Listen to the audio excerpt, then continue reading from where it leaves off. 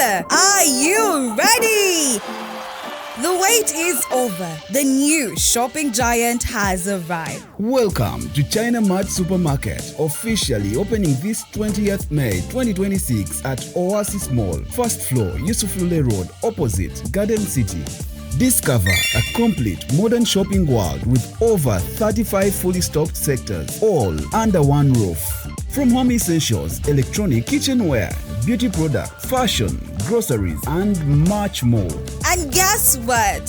From the 20th to 26th May, enjoy a massive 20% discount on all products store-wide. Everything you need in one elegant shopping destination. Enjoy pocket-friendly prices, premium customer care, a modern shopping experience, and ample parking space for your convenience. Why move from shop to shop when the world of shopping is now in one place? China Mart Supermarket. More than a supermarket, a complete lifestyle shopping destination. China Mart Supermarket. Super much. Ikop bakube babifanani olikwenda bifanani birungi bakukube bakwize ti oli munoni omukolo bagukolere olina kwandula olina nankani bya wedding olina graduation nibo bofirirwa so kwenda kukola nankani send of decent wesimbye omukalulu decent funaba ikop abo bulwo bayito batako tubateko tuli kujja mukulonda era tibasasula be kale sasula olikwenda bya bululu yes bakukube mukuba ni poster ate bana mukuba poster olikwenda bana dinedo kubutundu bali mu poster anguli mutunigira muko chali wife ani chali wa mwazira sente yasina nokumuyamba oyo omusada eri ekindi aba ikop olikwenda poster kale bana butundu bali billboard jamba na ife aba business card mudikola nteno naba akolene ya nedo debeta bolochuwa dindi bolochuwa chechimu ne business card ate kalenda muandika ku t-shirt. Follow us on Instagram at Ecop Photography or call +256 702 935 078. Don't forget, they do it smart. Book with us today.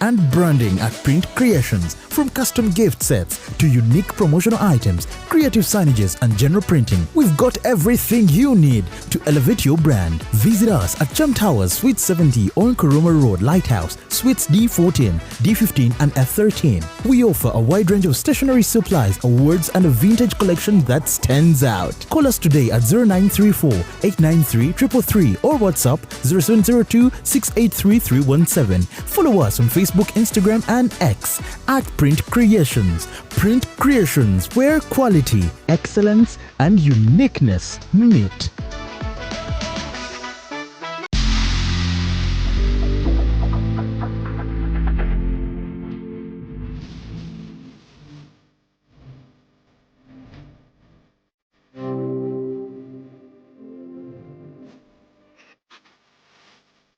The short and big shot. Omumwa gonfukidde omumwa zubeera candle night ogimanyi bagita candle night bwokutte gwobba washuga teyamazanye ku live vamo gyekiri vamo bendera ddala omusajja ate nga anaakuswaza ajja kwana black sugar abasajja munyiga nga tebabati n'oyingira n'atakubuuza ekibonyaabonya ababooda abasinga financial literacy oli abeera n'etaano ate nagenda n'akwanamu agala mutabani wange wakati w'emyaka alina okuba nga ekyalo akikuttemu ekitundutundu anayakola kimpanya n'alagako nno panda nti si wa muzannyo ate kyenayagala ku ttiimu ya mama fiina sente eziwaayo naye tebasaba njawulo the short and big show abantu bajagalira ddala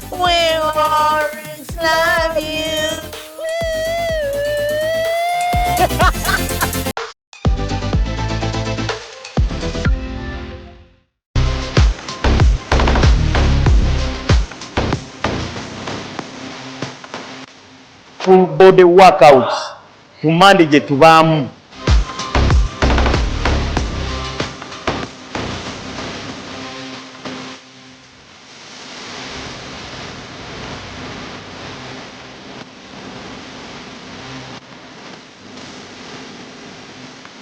Keep locked up, come for aerobic classes, guys.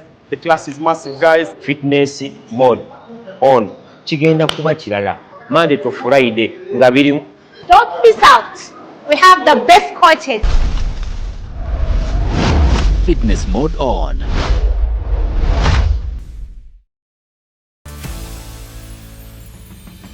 Beyond the hijab. Polygamy mumukwasaganya mutya. Polygamy atabuka abantu ne bayomba. Ebisiba kitwerega. Al-khabithatu lil-khabithina wat-tayyibatu lit-tayyibina. Omukazi omubi wa musajja mubi.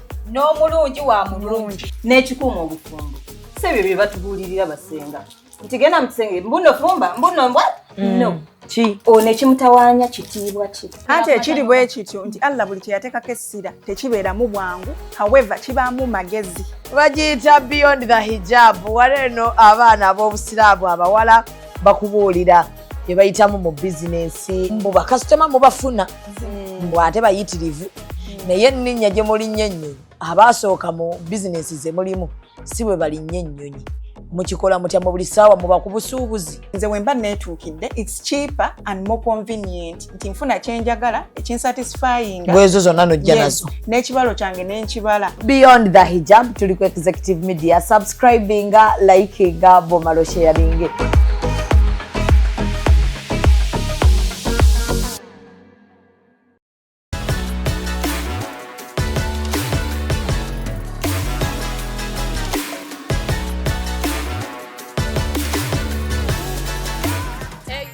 Diggy diggy diggy da da da diggy da.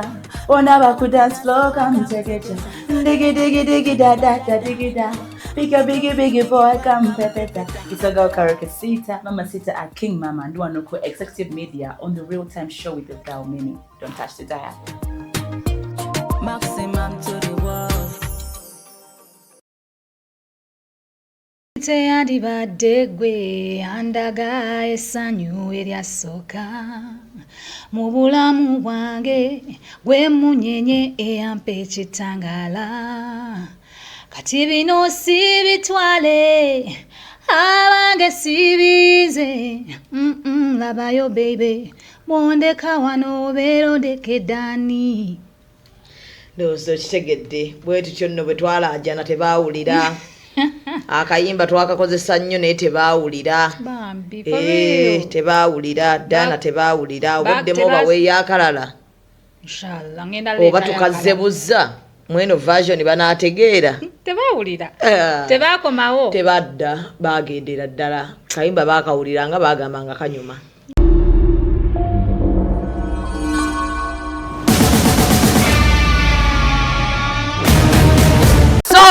Subira buli omu ali bulungi kamera nkira. Akulindemu omuntu bw'aba akola mulindi. Wadde ogamba ki wamma? Real Time with Mimi Shamima Anjali erinnya lyange. Bagiyita Executive Media gwe yakasubscribinga. Beera ng'ate osharinga nga onyumirwa ebiri kuno. Tubeerako ne programs nnyingi naye nga Real Time tukyaza abantu ebyo ebikugasa n'ebigasa eggwanga at large. So njagala okubeera nga mbebaza okunjagala n'okubeera nga ate buli kimu kye tuleeta mukyaniriza. Halal Expo ya nnaku z'omwezi nga Hijab Nation yonna ennaku zonna 3 za kubeera nga ate twekizibitinga businesses zaffe kosta n'okubeera nga olunaku olusooka lugenda kuba lwa Little Hijabi naye ng'ate era wajja kubaawo wabweru ne Expo. Olunaku olwokubiri Expo yokka kosa ne bapanalisa aboogera ku business. Olunaku olwokusatu lwa awards na kulaunchinga second edition yaffe eya magazine. Osobola okulondako ogula tiketi ey'ennaku 3 oba osobola okugamba nti kangula tiketi ya lunaku lumu oba ya nnaku 2. Genda ku hijabnation.org website yaffe obeere ng'ate ofuna ebisingawo obe okulonda. Ndi ne Diana Nalubega omuyimbi wammwe olwaleero tuli naye wano mu studios zaffe nsanyusa okulabako Daya kusanga nina mukwano gwange bamuyita Baba Diana Nabatanzi njagala kwebaza webale nnyo webalire ddala okunjagala so kati ndi wano ne Diana Nalubega obuze jendi oliwa obawa ndi mu bifo byanjawulo not in one specific place kiki ekyabaawo out of the blue twagenda okulanga tetukyakulaba wawummula mbuwummuzi wabikoowa ogambe byokuyimba sabiwummula not necessarily nti nabiwummula because nyina ennyimba nekiraka ndowooza ezimu ze nasemba okutaye saziwa promotion emala nazitanga n'entambula nenzita n'entambula nga sibeerawo zipushinga naye nga by the way nyina ennyimba gye ziri ku YouTube naye nga tokyaziwa pushinga eri gye wawaziri ezasooka nina kuddamu kuba nze mbadde mmanyi ebbanga ddene eryomaze nga wabivaako wawummula wadda mu bibyo eddoboozi lyaffe eryo lyonna saawummula nyimba oziteekayo ku YouTube n'osirika nyinayo n'akapya bakayita batya bakayita sumulula tekanaana kweza mwezi kapya nnyo kapya ttuku soka okampeemukko enkuba ebindabinda ntunula mu kkubo sikulaba akawewa akafuuyirira kampisa bubi eno komyawo akabugumu kankomawo mugendeyo ku YouTube ya Dana alina akayimba akapya nze manyi ebyokuyimba wabiviirako ddala biriko nnyo nno by the way kiki ekyatuukawo out of the blue awo ne tuba nga tetukyakulabirako ddala ku siini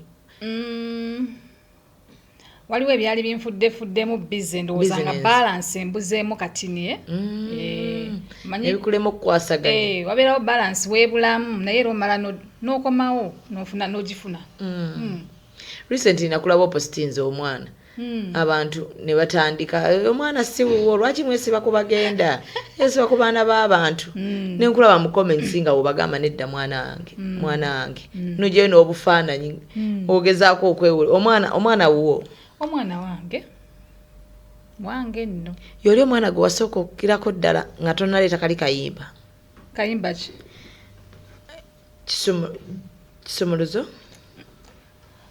wali omumanyiiko wamumanyi otya nkwano gwatereza kyekubuuzizza tekisoboka nzijamu byange for real nali mumumanyiiko ekitegeeza wali omumanyi before nga sinayimba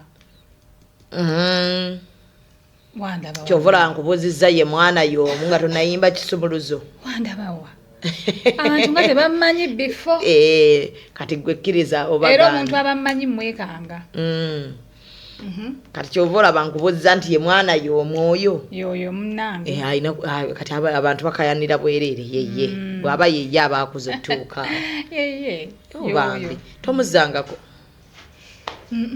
tumuzangako oli busy not really nja mmuzaako inshallah bigenda bitya gy'oli biki ebirala byokola besides music ebikututte nnyo luli nayogera byenkola nyinako we nali nenjogera byenkola omwami n'ayomba waliwo omwami yakuba essimu ku radio naga kale kati gwe wadda mu kulima butungulu n'otulekera music naye nga ndima obutungulu naye nga ate obutungulu bubiwa n'obutunda abayimbi abasinga by the way nina abayimbi nga bana bemmanyi bonna bali mu butunda mbulima Masaka ewaffe ogendayo ddala n'obeerayo ŋŋendayo ne mbeerayo netulima ne tujjayo tubutunda mpola mpola bitambula biti ebyobulimi si bye biŋŋendera si bubi kati mukuva omuyimbi ate nomala n'ogenda mu bulimi wali already obimanyiiko idea oba bakusomera nali mbimanyiiko mbinako idea nga baganda bange babikola nange nempikinga interest nembijoyininga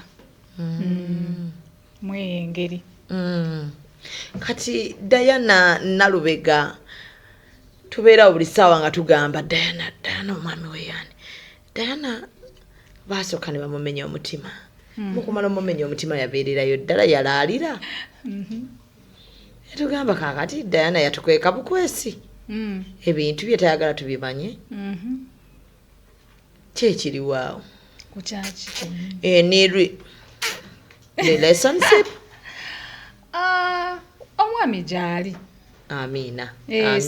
Siri single. You're not searching. You're not single. Siri single. Ngomtaja. Njali naye simu centering nnyo like that. Era mbasaga nnyo nakumwogerako. Era tumulekere emirembe gye. Kasita gyali ekikulu kya byonna kasita akola ki kasita gyali so Dana njagala nnyo okubuuza biki byewalaba mu music industry n'ogamba kanjijjeko amaanyi tulina abawala bangi nnyo abajjanga Dana bwewajja naye abakkakkanye bali mu rehab lwa music nga bayimba bulungi buli kimu bakirina nga music waabwe bambi tatambula tebaba bookinga buli manager gwafuna amufuukira ekizibu mbalina abaana nagwe nakyaza wano n'akaaba amaziga amayitirivu ngwiki ekyakuleetera obutagenda mu depression yadde okusanga nga tugamba Dana ali mu rehab ekisooka kya byonna Shamims nekkiririzaamu nnyo n'okusinga kyendaga okitegeera nekkiririzaamu nnyo nti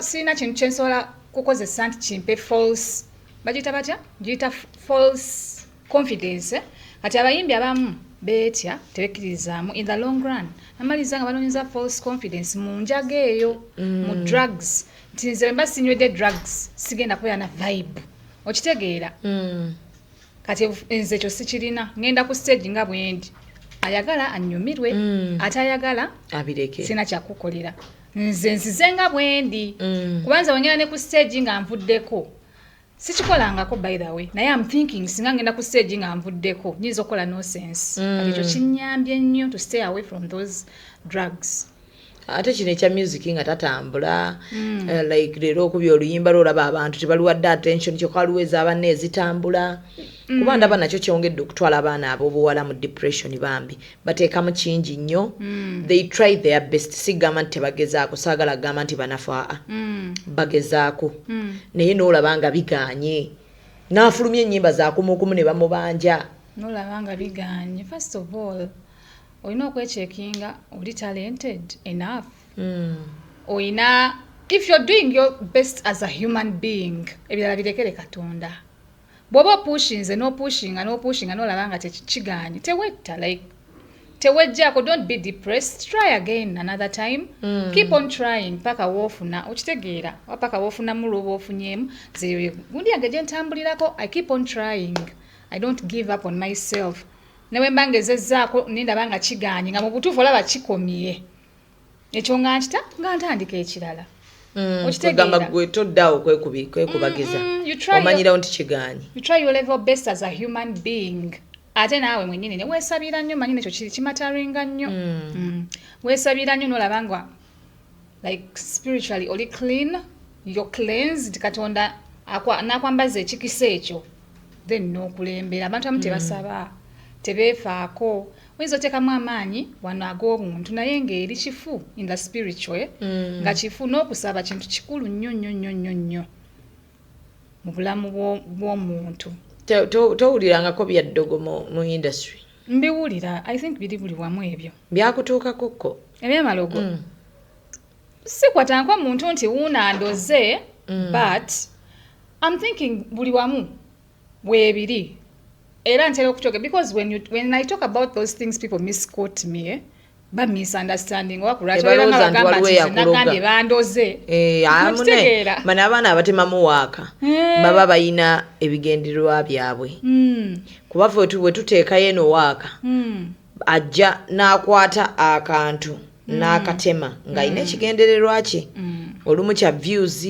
olumu ebirala tetubitegeera najja n'ateekayo Dana n'akuteekako omutwe Dana Nalubega alojja eddogo eryamutuukako mu kuyimba okitegeera so anyway tekingana byogerako kubanga nkimanyi gyebiri edda nze nali omu ku bantu abali balowooza nti teri ddogo era nga nkiwakkanya ng'oli muwakanyi nga ngamba omuntu akuloga atya ng'olina Katonda okitegeera nga nze mpulira eddogo liringa olaba magic nga mpulira how can omuntu agenda atya n'akukola ekintu naye namala nenzikiriza. Lwaki?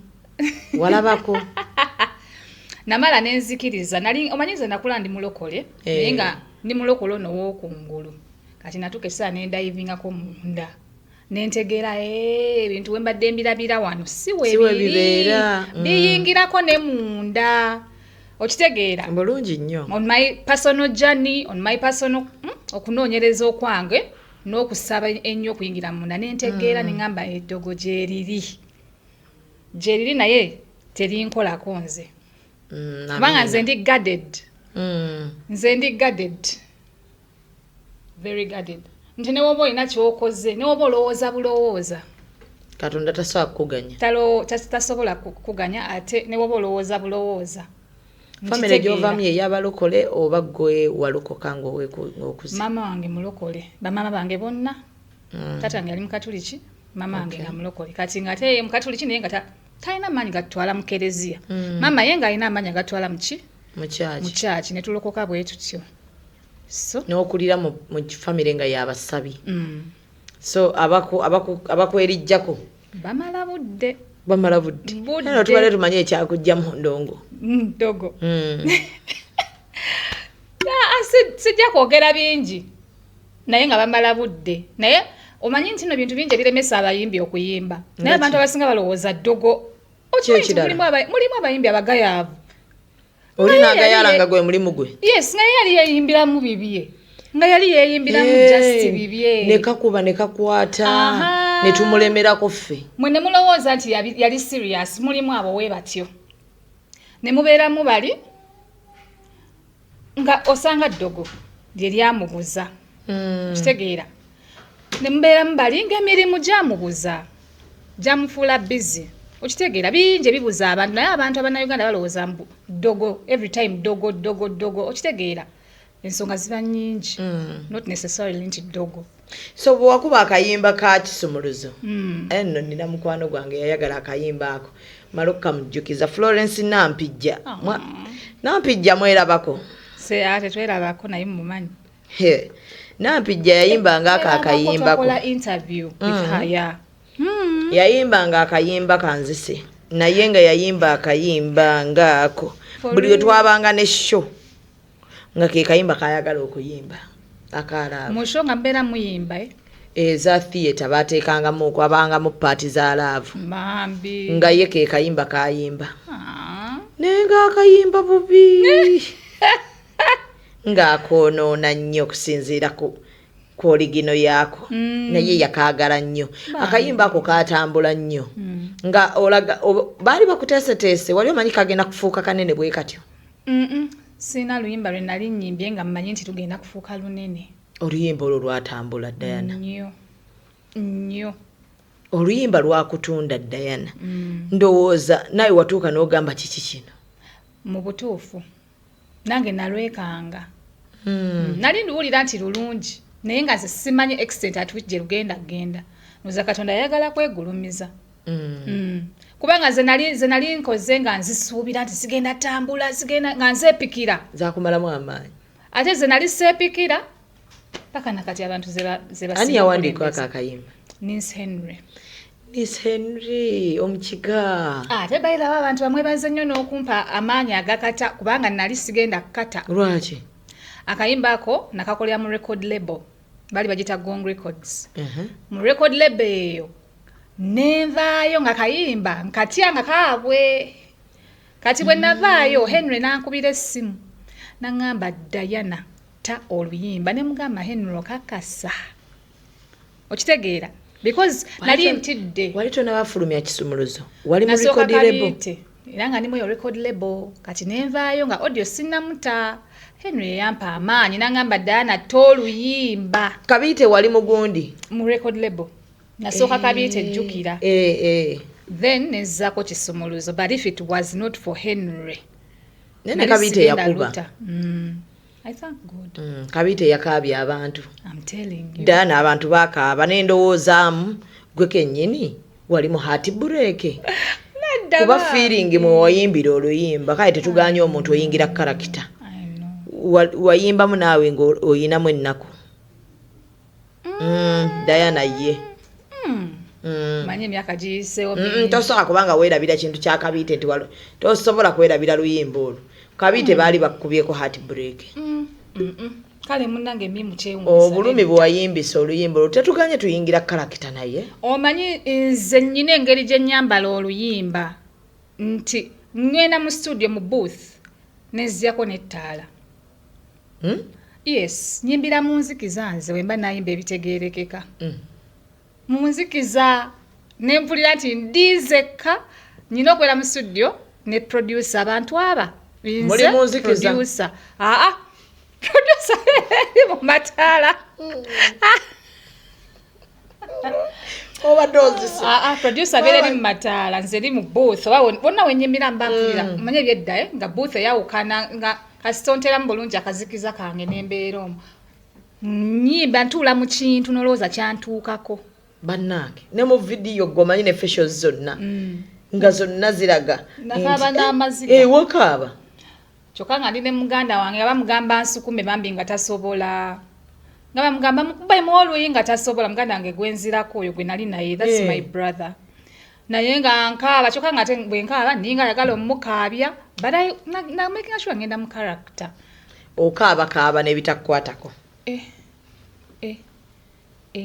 nze nkaaba mukwano kubanga abantu we batatu balina bangi wano ate no munnange sikaaba nti ebinkaabya babiri bitya ate onsanga nga nkanudde eriiso ndikanula but essawa y'okukaaba nyina ebintu ntu oba mbeera homono kati eyo wiiki yonna mbadde nkaabira Michael Jackson nkaabye nedda wannaye Dano obadde okaabira ani? Michael Jackson. Yabadde ki? Amagati gwandola katobiraba. Ebyamuntu bamuzanye mu film, mu interviews obukadde. Kati lwaki mba nkaaba nabirabye. Naye kyekika. Akwase nnaku. Eyaki? Kati gotoli muyimbi tojja bitegeera. Nze bitegeera ku level ya buyimbi. Buli muyimbi yakaabye. Yes, alina omutima. Buli muyimbi alina omutima. Yakaabye. Kati wiki yonna gimazeeko okaaba. Kwegamba amaziga gange waliwo ebintu ebigatrigaringa ne gajja. Era oyagala kukaaba kuba omwogeddeko. Not really, naye wembirowoozaako Kati ekyasinze okukabya ku Michael Jackson? Kasajja kattu. Nkaabadde ki? Kuba njagala kusooka kumanya wiiki eno gy'omazeeko ng'omukaabi. Kati bakazanyeemu movie Yes. Kati movie bagipromotinga kati then ne bu interviews obukadde ne buvaayo ne kati nina performances bintu bingi bye namuyizeeko bye nali simumanyiiko. Ngaki? His softness, like he was lonely. Abayimbi abasinga bali lonely. Yeah, kati ebimu ndowooza anyway I can't relate ye w'amaanyi nnyo but the fact that nange ndi muyimbi ate oli w'amaanyi. Anti kati situuka Michael Jackson. Anti naye oli w'amaanyi. So some things I could relate manga ngamba kale omuntu n'aba n'erinnya lino lyonna weeriti naye nga ali that lonely. Abantu abasinga bwe bali Diana. Yeah. Naddala aba celebrities bambi. That thing made me sad. N'ebirala. N'okaaba wiiki namba. Realag. So akayiba kakabite tewaliwo heartbreak yonna giwaliwo. Tewaliwo heartbreak. Tewaliwo. Kwa kayimba ko twakawandiika n'abantu bangi singa nakatuulako nenkawandiika bw'omu naligambye that is my story. Twakawandiika abantu bangi. Kitegeeza abantu bangi bonna bali bayita mu heartbreak. Okitegeera mawanga magatte. Mbu toyitangako mu heartbreak. Nagiyitamu so ajeegaana. Ndi muntu. Wagiyitamu omaze okukakuba wagiyitamu tonnakakuba? Kati eyo nga sinnakakuba. Era wajjukira ekyovula nkubuzza wajjukirangayo obuntu n'oteekako mu luyimba. Nange oba nalinga ku kizo heartbreak zaite tezisobola kuntuusaawo nti nziwandikemu n'oluyimba. Zaali zakusaagasaaga. Zaalingana za kito nnyo ze heartbreak. Ezino ez'ekito. Zaalingana za kito nnyo. Ez'ekito nze nnyo zakujjukira kuziwabudde kuziwandiikamu. Kati nyinza n'ozoogerako abantu nempa abantu misconception balowooza banawandiika ku bo. Abamu bayinza naye nga sirina na muntu gwe nawandiikako nga bwe nkugambye twali bantu bangi. We came together ne tuwandiika oluyimba. Oluyimba mulimu n'ebigambo bya Henry. Mulimu ebigambo by'omwami amuyita Rashid.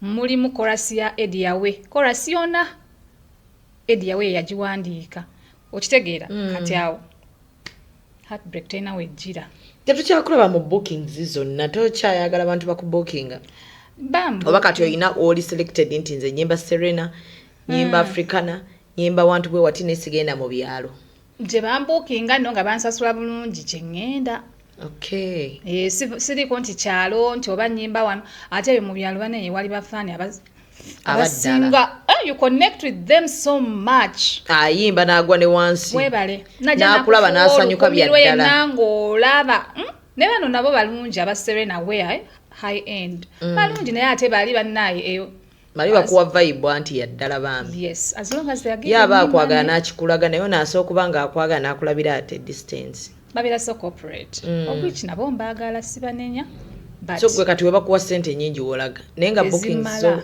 weziri visibility tebaddeewo nnyo oba kyembadde nkugamba kati bookings zombuuza ziri nyingi ennyo teziriiwo naye nga ate bookings for now eziriwo ate nazo era zimbeezaawo zimmala weziri ezimmala naye ziri z'otegeeza nti everywhere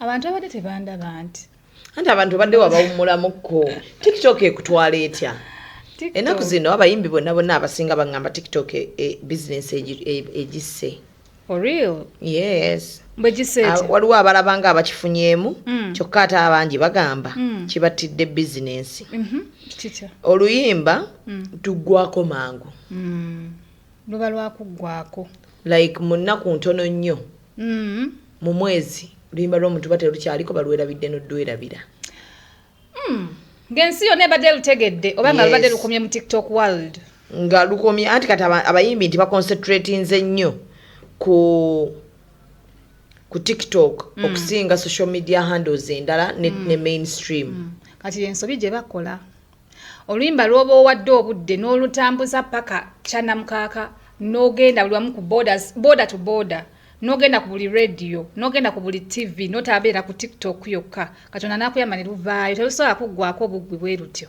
anti kati abamu baconcentratinga ku TikTok nti amaanyi gali awo ensobi gye bakola bafune balance they should find balance while promoting their music nti they should not let this TikTok hype nti okubanga oluyimba lukyamuse lufunye 100,000 oba 1 million challenges nti kiwedde bo bennyini bacomplaininga naye era be balina okukikyusa be balina okuddayo kitegeeza gwe bwoba opromotinga luyimba okyapromotinga ngedda bwe mwapromotinga because abasinga kati baabivaako ebyo baabivaako kati bagamba olina kupromotinga ne TikTok nti kati yeeriwo bayilawenze buli wamu mbeerawo buli wamu oba radio eryetya oba TV eryetya oba YouTube eryetya you find me there promoting my music siina wennyoma nti oba kandukomye wano mbano ba TikTokers eno sijja lutuusa ne mu byalo yonna you find me there seated promoting my mpola okitegeera ekintu okiwa obudde ogenda okulanga oluyimba luvuddeyo alumanyikiddwa kati weluvayo bwe lutyo everywhere terusobola kumala gazikira ndoze zimala ezizikira amangu zezino ez'oku TikTok nga ya concentrating awo kati teyatawaana kugendako walala olina management siina lwaki obi managing otya like emirimu gy'okola ogatteko music omwetambulize okole biki nina abanyambako naye toyina management yange abantu sirafuna muntu kale ali genuine abantu abasinga bayaaye oba kiki simanyi nange naye bayaaye sigamba nti bajja ne bakwazi proposals n'ogenda okulanga era ayagala kukola byakiyaaye so in that way simanyi lwaki naye abayimbi abasinga kati bali affected ne bamanager b'ennaku zino bajja bagatwala channels z'abayimbi baagala kubakwana abasajja abalala bwe batyo naye ogenda okumaliriza ogenda okulanga ayingizaawo ate byakukwana for real ngalinga agamba nti oba kusanze oli desperate oli kaguwa ate nga yeyakubidde olumu yes ate abasingira be bakunoonya na proposinga mukole naye ogenda okulaba nze ate mba njagala business okitegeera toyongera mu kirala olweyo ensonga ngamba kasita nkyasobola obikwasaganya n'abanyambako gye bali bayira abanyambako nakyaza Keko wano ku executive media Keko nangamba ekyamutwala mu depression eyo kumulaba nga ali bw'atyo nga bw'ali okugejja okufaana abantu ne batandika bamutwala mu rehab biki nangamba Record Rebel yamujja wano ng'emusuubiza ensi n'eggulu later n'abeera eyo nga ayimba ennyimba tebazita kwegamba yamu frustratinga nnyo mpaka contract ye bwe yatuuka neggwako naye genda okuggwako nga bwate bwali nkukuliddeko ng'aliko mu Record Label naawe n'ogivambya ebizibu byebimu naye byewafuna nze Record Label yange saagirwa namu nnyo kumanya nti oba erina ebizibu bititewasaininga gwe contract zino myaka 5 naye nagibeeramu ndowooza emyezi 5 oba 4 nenjiddukamu kati wakikola otya okugivaamu kuba abasinga kuba ye ekyamutukako nti yali alina okulinda ebbanga eryo lyonna teyali priority ndowooza kubanga Record Labels zibeera n'abantu abayimbi bangi ezisinga era nange gye nali nnyimbira nze nali priority yadde naddukayo kati nga erina abayimbi bangi naye nga nange nneewulira nti nze priority ate okitegeera yadde ate nze naddukayo kati ate ye kyamukwata bubi nga teyali priority ninawo n'omulala ali wano saamwogera linnya naye ekizibu kye kimu kyaliko alinda contract eggweko naye bamukuba akatebe bannange nze Record Labels nzitya namusanga naŋŋamba saala za maama we singa yayingira dda rehab ayimba bulungi bannange ayimba omwana oyo kati alinda myaka giggweko bulungi nnyo bannange Katonda yanyamba ate nga ne music yenna nga bwe yamuyimba mu Record Label si wuwe era tabawuwo abeera waabwe naye ate nze Katonda we yanyambire zange nagenda nazo kabiyite kisumuluzo kisumuluzo lwali lwabwe be balugula kabiyite nagenda nalwo ne just they recorded it kisumuluzo wamubalekera be balugula nalwayo nalwo balundekera nanyini Record Label kati yatukesa n'abivaako by the way he's a popular person naye tamanyikiddwa nnyo people don't even know that he was my yali yansaini ate era mulungi wabanga yakuwa oluyimba ate nga yali yalugula kuba abalala bagaana right now is when wakati wenkizuula nti yali muntu mulungi naye wali mukwano nga sagala kumanya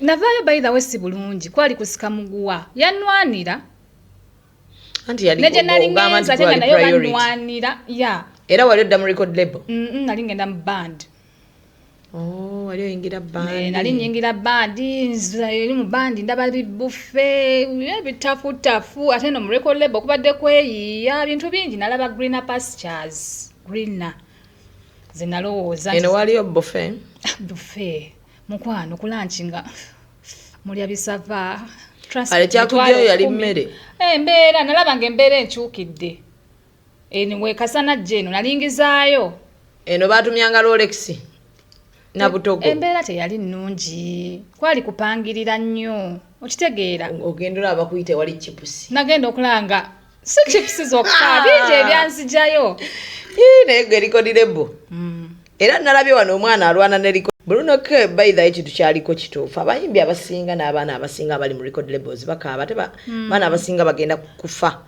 lwa Record Labels ziri so harsh naye kati gobani yakulabula walina looya kati nagenda kuyimba ku show ya Irene Nambiru ndina wakanze ndi ku byange bantwala era baba Record Label yali awo mukono agenda okulabanga era Henry yeyankubira n'insi Henry nangamba omuyimbi agenda kukubira nangamba naye tokyamuka like that nzijukira statement ye neninde simye nankubira nangamba tulina twagala oje tukulabe biki nangamba oba yali ayagala mu backing in my head kwanga level je naliko yakubacking nga nze newulira njukira n'abantu bali bacyampushinga sinaba kuvaayo then I went nensanga nga it's a band nanyini bandi nga ali wali nange ne bampa microphone nga ayimba munennyimba nayimba na nyimba za Nambiru nenyimba nagenda okulabanga bansani nga simanyi nakigenda mu maaso nga wache kigenda mu maaso nagenda okulanga bangamba twagala ojja otujoining mu fusion band bali bakubba bupyo nembagamba naye nze ndi muki mu Record Label bansayininga bosi n'andaga nti bya record label tebimukanze katidde teyatya ntandikira awo nantuma incharge yangu ne contract ndabeko nenjimutwalira nanfunira lawyer ne tutandikira awo ne banzijayo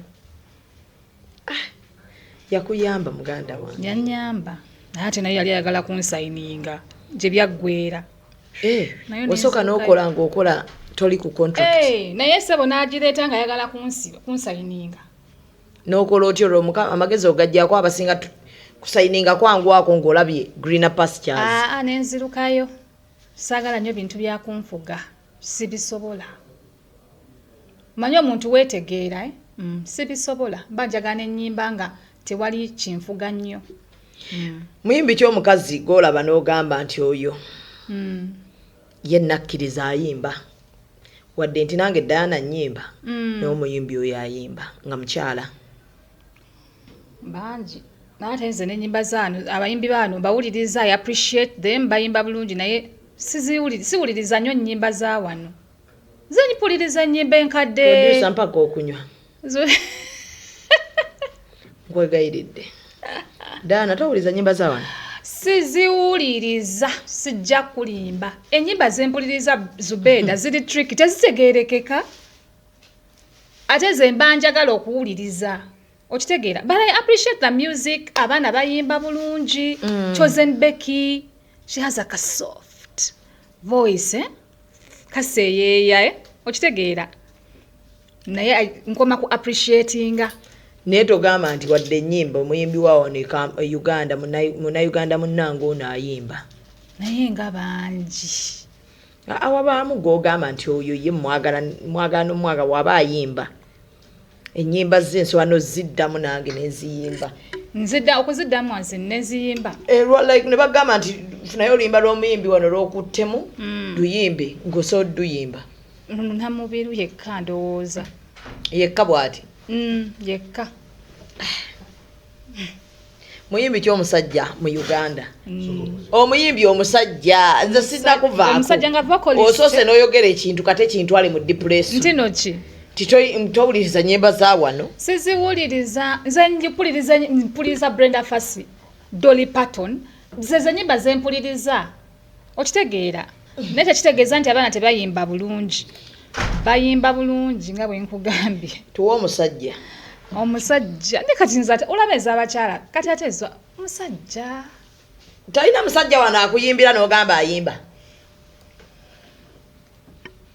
David Lutalo King Saha David Lutalo abo babiri ne Moze radio yafa basatu we bakuyimbira owulira nga especially King Saha muyimbi kigoyinza okukola ne kolabo mu bakazi mu basajja King Saha mu bakazi ani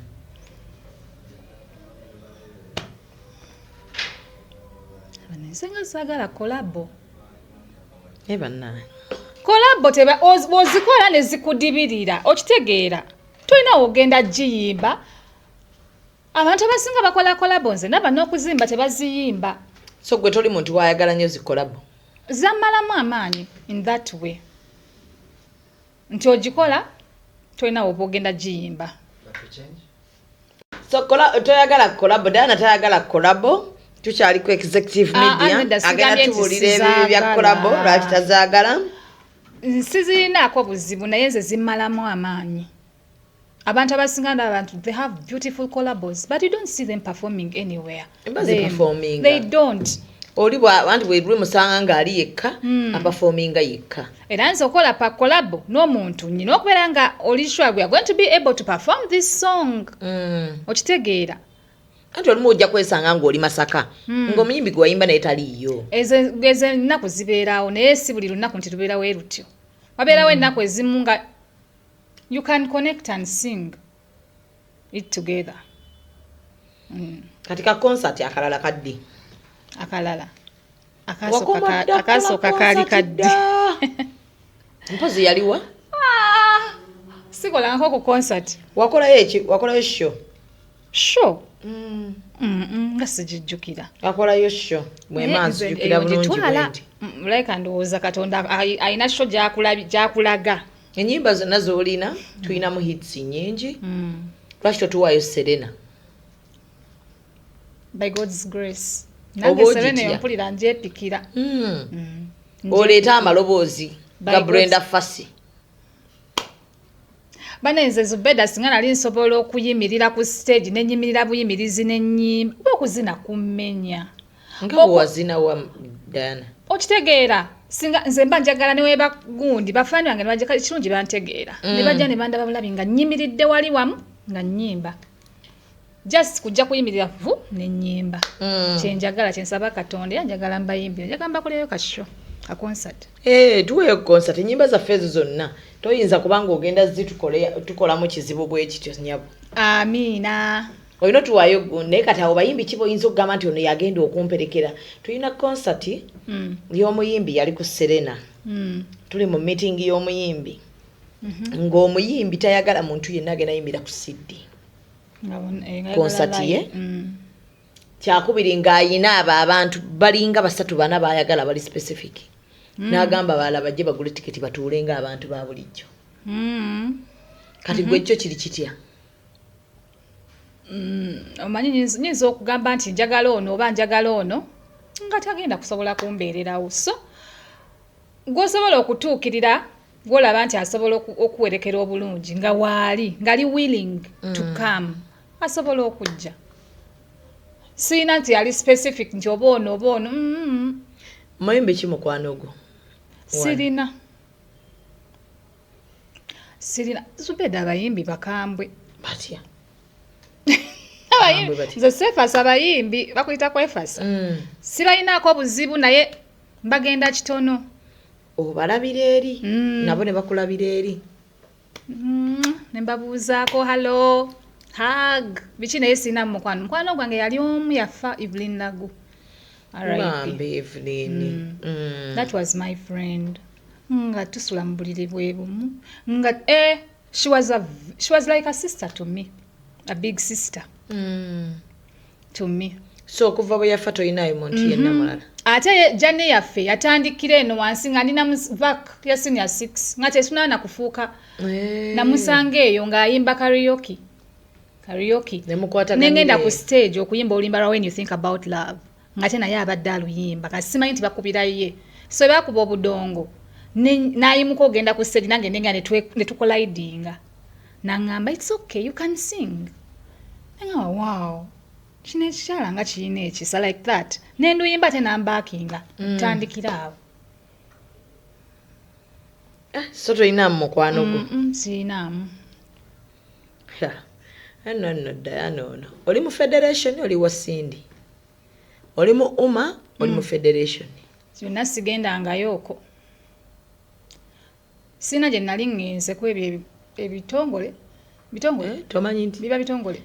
Emu association. Endala federation. Etwala association zino. Sigendangayo. President we Kenzo. Sigendangayo. Wali osiikanyeko ku Kenzo ye? Simusisinkanangako. Bana musisinkanako edda like yali mu mmotoka nga agenda. Bali abeera mu kikomera kye kimu ne Eva. Ne mulengera from a distance. That's the only time I have ever seen him. Kitegeeza tugendangako ku bagiyita batya ebeera ku National Theatre. Ku Sereni. Buli Lwakubiri babeera ne meeting bandi jam session njimani sigendanga waawo. Ndwaki?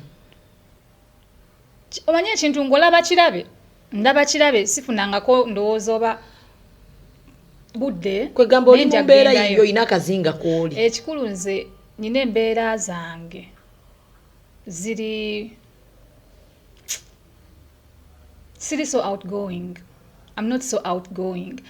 Newe mba nyina abantu wengenze n'ennyimba mba njagala nnyimbe ngende.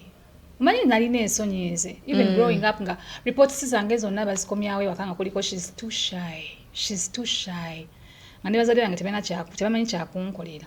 Then bwe nagenda Nakasero ne mmanguka bakuyita kubanguka abaana nga bangi bullies bangi ng'olina okusurvivinga oyagala toyagala eyo gye nafunira n'enkyuka naye kali tekeebulizaamu I don't socialize like that. I don't make friends like that. Nemikwano gyange gye nnina nagikola accidentally kirabika. Accidentally. Ate nga ndudde najjo. Okitegeera 15 years. Kati biki ebikusanyusa gwe n'obeerawo n'ogamba kino kye kinsanyusa aliwo abagamba nkuba ndongo kati oba olaba n'okuyimba ogenda oyagala ove okitegeeza tebiriimu kati ki ekikusanyusa gwe n'ogamba nti nga Diana bwe nkola kino bampulira essanyu okuyimba mwekuli. Listen, ekinsanyusa ekimpa essanyu ekisooka taking care of my family. Amina. Okulaba abantu bange nga for example banfumbye emmere nfumbye ekijjulo balya manjaga n'entula n'embale. That thing makes me happy. Then my alone time, singing alone ngobanga ndi mu kisenge ngeeyo, listening to my voice makes me happy. Kapo ki gy'olaba ku internet ey'abayimbi esinga okunyumira nojja noga singa mbadde nsobola okuteeka eyange ku internet naalikoze ebyo ey'abayimbi wano toleete ey'abazungu kuba nkumanyi kati nakulabye oli nnyo weeri Geoffrey Rutaya ne Irene Namato bansanyusa engeri gye bakolamu ebintu naye bakuza abo tuweeyo ku y'abato kapo y'abayimbi abato abaliko ogambye bensobola okwegomba ne ngamba nti nange bensobola obikola ati nze nkugambye embeera zange kati n'ogamba ti singa mbadde nsobola okukola ekyo waliwo omuntu nga sisobola kuyimba naye nga bwe ntunabwe nti mbayimbi ngamba singa mbadde nsoyimba nandiyimbye nga gundi soko nzijukizeeyo couples tulina eya Chosen Becky tulina eya Rema Namakula tulina eya toleeta ya Saamu Gombi abantu abo nabo bakaddiye tetukyayinza bagerezaako kati tubaweereza baana kubabuulirira nsomanya I love kati ezo couples zonna zoomenye love yabwe nze nsanyusa but they are happy as long as they are happy couple ezo couple ebbiri zoomenye sizirinaako buzibu zinsanyusa era ndowooza singa nali nsobola obbikola ebyo nalibadde zombi nga bw'ozimenye oza nalibadde mbikola naye ate sisobola yes mba sisobola omwana Diana abantu balowooza weewulira balowooza neewulira nti olina akajanja kayitirivu kisinziira nkumanyi ntya akajanja kange by the way kavaayo ku bantu ate bemmanyi naye abantu besimanyi baba tebammanyi like I'm so nice and sweet to people that you know especially to people that gwe mmanyi ngenda kwogera naye eddakiika 2 agende sigenda mutekamu ngenda kwogera naye essaawa emu twawukane I am so sweet, I am the sweetest ate bw'ogenda okubeera naye ebbanga ddene ojjukira kati awo relationship ate ebeera ndala okitegeera flows zo zonna zivaayo that really you comes out okitegeera naye wano nga like to strangers I am the sweetest though face yange looking approachable most of the time yes. Doesn't look so approachable but I'm so sweet. I like being sweet to people. Akagamba akasembo sikwabako ng'okunamye toli muntu ayambala bintu bimpi sina luyimba olwenyina nga sikunamye mu videos okunama mu video naye Katonda yantekako ekisa abantu abasinga babeera bagamba musikunama nange sikulabangako ng'okunamye kati ndowooza engeri mu videos ate sikunama kwesittaaza nyambala just obuntu obuli reasonable then ku stage sikunama sikunama mbadde mmanyi tobwambala obwambala mu video mbwambala naye ate si buli obwesittaaza just normal mini dresses njagalayo akagamba akasembayo eri omwana omuwala omuyimbi ajoyininze industry kyenyinza omugamba kwekkiririzaamu manya kyoli beera resilient to like weekiririzemu. Don't give up on yourself. Don't sleep around. Okitegeera. Ne ba producer banatambuza ennyimba. Producer bwategeera nti olina talent. Ekizibu abaana abamu tebali talented. And nobody tells them. Talent eno eseguliza nnyo. Bw'obanga oli talented mukwano, those producers ne waba ina kyakusumbuyemu era amala n'akuva kagamba ate bw'anaagenda nina mufiirwa nze nsinga omwetaaga. Okitegeera. So you have to be talented. Don't sleep around. Believe in yourself. Okay. Ojja kuwangula. Okay. Kati nga tusiibula tumusaba atuweeyo bakayita batya? Bakayita kapera? Kabiite. Kabiite. Tubasiibule tugende. Ite yandibadde gwe andaga essanyu eryasooka mu bulamu bwange gwe munyenye eyampa ekitangaala kati bino si bitwale abange sibize labayo baby mondeka wano obeera ondekeddani.